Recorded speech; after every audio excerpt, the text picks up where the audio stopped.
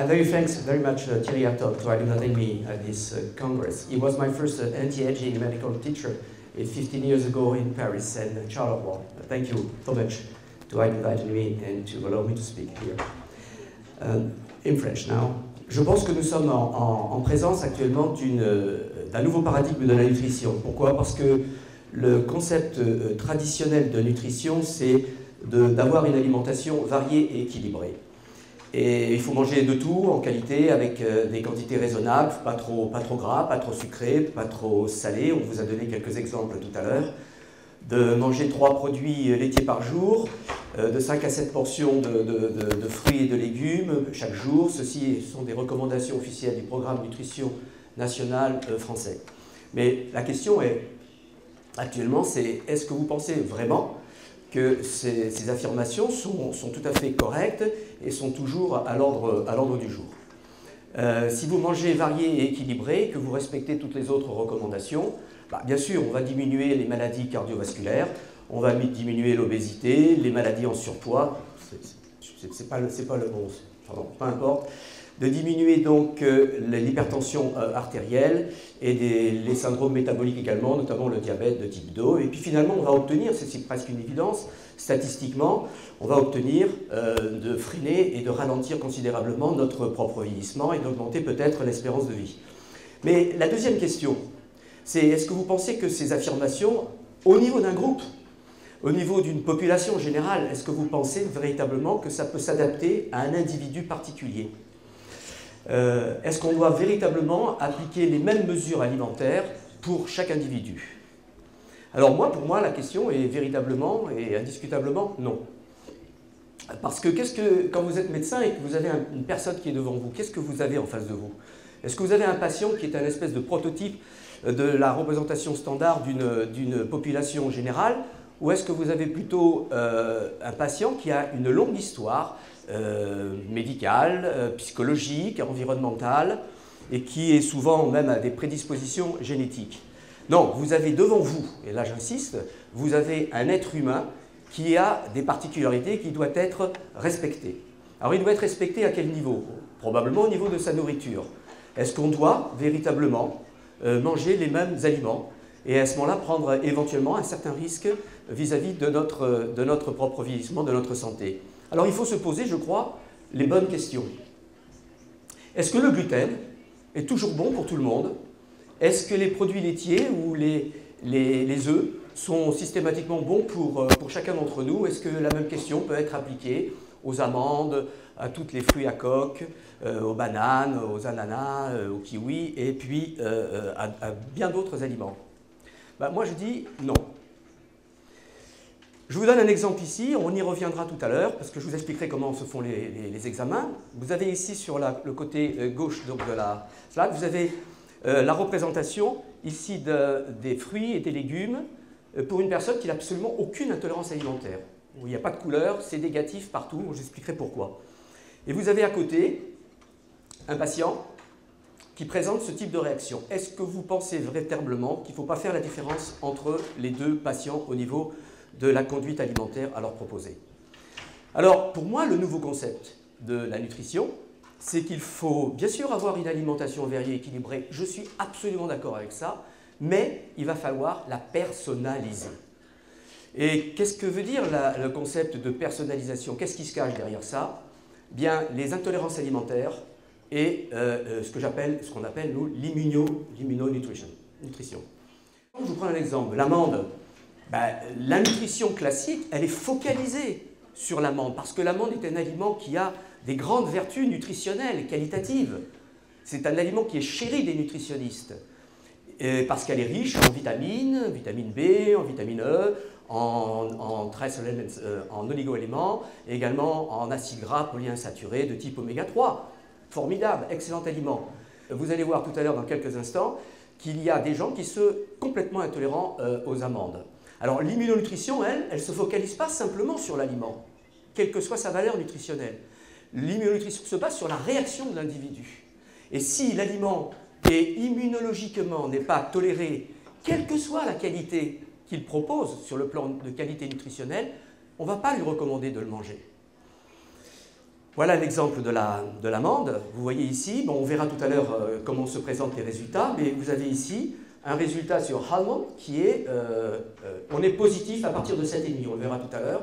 Donc un résultat extrêmement élevé pour l'amande. Il ne faut pas proposer l'amande, bien que l'amande ait des qualités nutritionnelles exceptionnelles, à ce patient. Alors, il ne faut pas être certain, quand vous faites des tests de nutrition, il ne faut pas être certain que l'amande est un produit, est un aliment qui peut être donné à tout le monde. Par contre, il ne faut pas croire que l'amande est toujours intolérée, c'est pas vrai. Et si vous avez un résultat, on verra tout à l'heure, eh bien, l'amande et tous les fruits à coque sont parfaitement bien tolérés. Il n'y a aucun problème. Là, vous pouvez manger 6, 7, 8 amandes par jour, il n'y aura pas de problème. Alors, ce que je veux dire, c'est que dans la nutrition, ben, c'est l'aliment qui est le roi. Et puis, dans l'immunonutrition, c'est la personne qui est reine. D'accord? J'ai écrit un livre il y a quelque temps là-dessus, qui s'appelle « Je mange ce qui me réussit »,« I eat what is good for me ».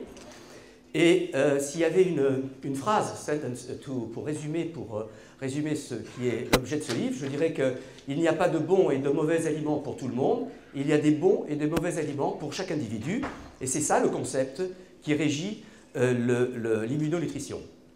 Alors vous êtes tous très très compétents en allergie, vous les connaissez, je vais passer assez vite, parce qu'on est pris par le temps. La classification de Gell et Coombs de 1975 montrait qu'il y avait 4 types d'allergies, mais les deux qui nous intéressent aujourd'hui, c'est le type 1 et le type 3.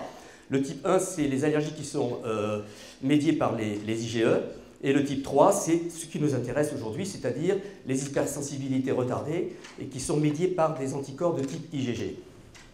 Bon, je passe assez vite sur les IgG1, type 1, pardon, avec la présence d'IgE, et vous avez à l'arrivée, donc, ce sont des symptômes qui sont aigus, rapides, qui surviennent entre 10 à 15 minutes, et qui vont donner des allergies, des réactions allergiques communes que vous connaissez tous. Je n'y reviens pas. Par contre, le type 3, c'est plutôt des syndromes inflammatoires qui sont médiés par des IgG, notamment les IgG1 et les IgG3, un peu les deux, et surtout pas les 4, et qui donnent des pathologies qui sont retardées de quelques heures, de 2-3 heures jusqu'à 2-3 jours, et on ne s'en aperçoit pas toujours, hein. Ce n'est pas toujours évident, avec des formations de complexes humains et avec un certain nombre de processus inflammatoires qui vont être induits.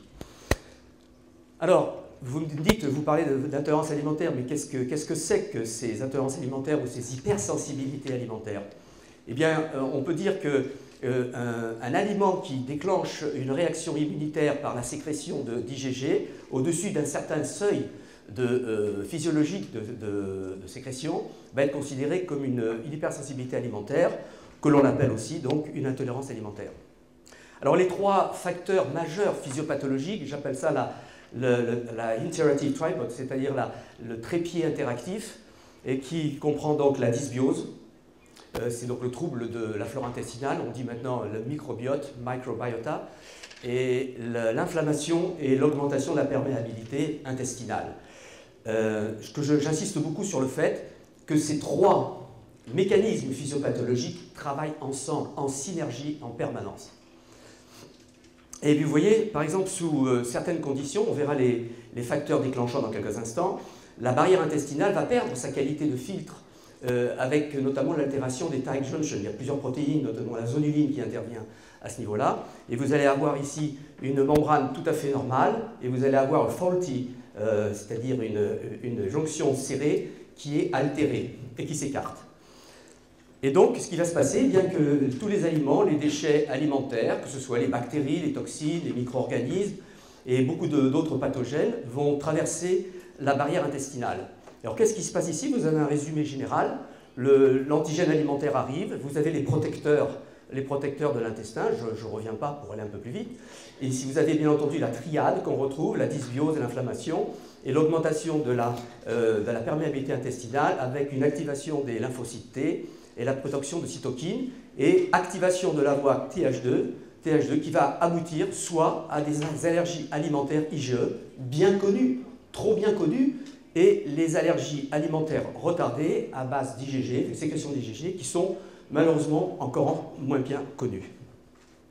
Ici, vous avez les facteurs qui promeuvent donc le tripode, c'est-à-dire le trépied ou le tripode inflammatoire, avec la dysbiose, le processus inflammatoire, l'inflammation et l'hyperperméabilité intestinale. Et vous avez ici eh bien, les antibiotiques, bien sûr, qui sont les facteurs principaux, mais vous avez aussi la cortisone, vous avez les anti-inflammatoires, vous avez les inhibiteurs de la pompe à protons, qui sont des facteurs, les laxatifs, d'altération du microbiote intestinal. Vous avez les erreurs diététiques, la malbouffe, hein, les problèmes génétiques avec la maladie la celiac disease, la maladie cœliaque, également les intolérances alimentaires, bien sûr, l'intolérance au lactose, le stress, les infections, et puis les métaux lourds et les polluants. Tout ceci va aboutir à des maladies chroniques et des pathologies auto-immunes, et c'est ça l'importance du problème.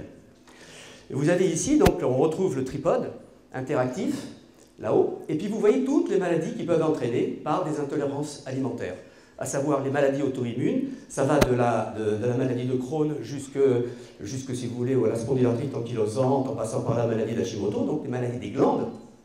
Okay. Et puis d'autres pathologies comme le syndrome de l'intestin irritable, Irritable Bowel Syndrome, le surpoids, la chronique fatigue, effectivement la fatigue chronique, et puis la fibromyalgie, l'urticaire, les eczémas, les céphalées, les migraines, les asthmes. Voilà. Et tout ceci aboutit donc à ces pathologies chroniques et auto-immunes.